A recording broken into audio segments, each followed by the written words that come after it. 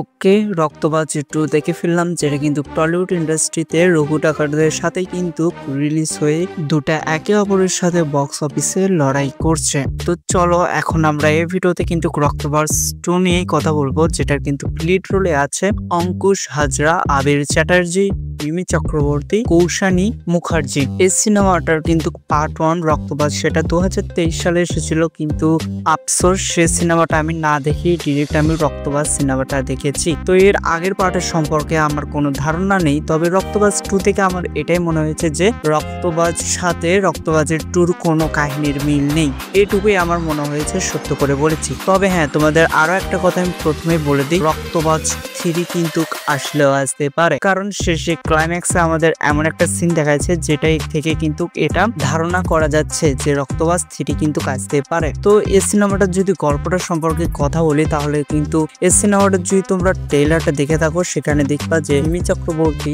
আর আবির চ্যাটার্জি কিন্তু police officer বা র এজেন্ট বলতে পারো। তো তারা জানতে পারে কোনো না কোনো ভাবে যে বাংলাদেশে অ্যাটাক হতে চলেছে বাংলাদেশের প্রেসিডেন্টের ওপর, আর সেই অ্যাটাকটা তখন হবে যখন ক্রিকেটের বিশ্বকাপের ওপেনিং হচ্ছে বাংলাদেশে। আর সেই ওপেনিং এ কিন্তু ভারতের প্রধানমন্ত্রীও কিন্তু বাংলাদেশে এসেছে, সে কিন্তু এসে চট্টগ্রামে গিয়েছে একটা অনুষ্ঠান অ্যাটেন্ড করার জন্য। আর এখানে প্লাস আমাদের দেখানো হয়েছে যে বাংলাদেশের প্রেসিডেন্ট ও ভারতের প্রেসিডেন্ট দুইজন খুব কাছের লোক, খুব কাছের আত্মীয়। তাদের এখন কি সম্পর্ক সেটা তোমরা সিনেমা দেখলে বুঝতে পারবা। তো এখানে তাকে মারার চক্রান্ত করেছে অঙ্কুশ। হ্যাঁ, তোমরা সবাই ঠিকই শুনেছো, এখানে কিন্তু নেগেটিভ ক্যারেক্টার ছিল অঙ্কুশ। তো শেষমেশ অঙ্কুশ গিয়ে কি তার মিশন পূরণ করতে পারে নাকি পারে না, এই মিশনের পিছনে আসলে কাদের হাত ছিল, অঙ্কুশ আসলে কাদের হয়ে কাজ করে বা করে না, অঙ্কুশ আসলে কিভাবে খারাপ পথে চলে গিয়েছে ভালো পথ থেকে, এই সব কিছুই তোমরা জানতে পারবা। এর সাথে কিন্তু আবির চ্যাটার্জি প্লাস মিমি চক্রবর্তীর একটা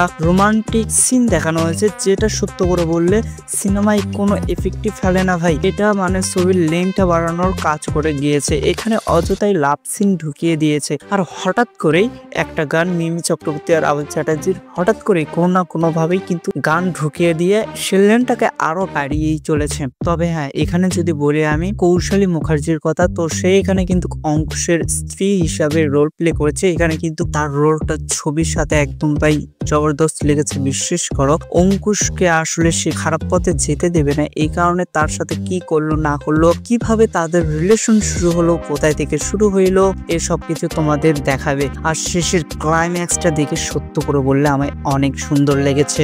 শেষের ক্লাইম্যাক্সে তোমরা কৌশালী মুখার্জিকে দেখতে পারবা। এখানে কিন্তু কৌশালী মুখার্জিকে তেমন একটা স্ক্রিন সিন দেওয়া হয়নি, মানে তোমরা তাকে বেশি সময় কিন্তু স্ক্রিন প্লে করতে দেখবা না। তবে সে যেটুকু সময় স্ক্রিন পেয়েছে সেটুকু সময় আর অ্যাক্টিং এর একদম বেস্ট দেওয়ার চেষ্টা করেছে। আর এই পুরো সিনেমায় বিশ্বাস করো আমায় অঙ্কুশের অ্যাক্টিং সবচেয়ে বেশি সুপার ডুপার হিট লেগেছে ভাই। তার অ্যাক্টিং দেখে মনে হয়েছে হ্যাঁ, এই টাইপ ভিলেনই কিন্তু সিনেমায় হওয়া দরকার। এখানে যে আবির চ্যাটার্জি হিরো হিসেবে রোল প্লে করেছে, তাকে একদম ভাই সত্য করে বললে আমার এক টাইমে জোকারই মনে হয়েছিল, কিন্তু অঙ্কুশের অ্যাক্টিং এখানে ভাই পুরো সিনেমাকে ঘুরিয়ে দিয়েছে। সত্য করে বলেছি, তোমরা যে পুরো সিনেমাটা দেখে বলো যে না এটা খারাপ ছিল সিনেমা, সেটা তোমরা বলতে পারবে না, কারণ এখানে অঙ্কুশই কিন্তু তার নেক্সট দিয়ে কিন্তু সিনেমাকে টপ লেভেলে পৌঁছে নিয়ে গেছে। তো তোমরা কে কে এই সিনেমাটা ইতিমধ্যে থেকে ফেলেছ কিন্তু আমাকে কমেন্টে জানিয়ে দেবে। আর যারা যারা এখনো এই সিনেমাটা দেখোনি, আমি তাদের সাজেস্ট করবো তোমরা